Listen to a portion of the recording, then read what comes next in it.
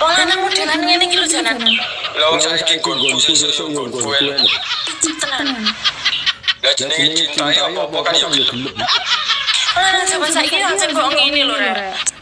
Lah wong jenenge yo normal, yo duwe rasa pengen barang. Sabar-sabar oh, dadi wong wedoke sabar-sabar. Lah wong lanang lho luwih sabar wangsa. Sabar-sabar.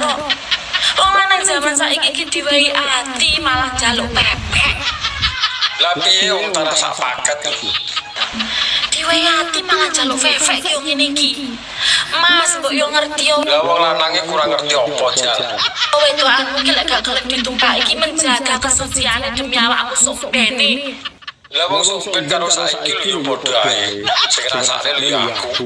Lek awakmu diwehi saiki. Elek-elek iku lek sumpene ora jelek ora malai. Wong lanange nek wis ngerti rasa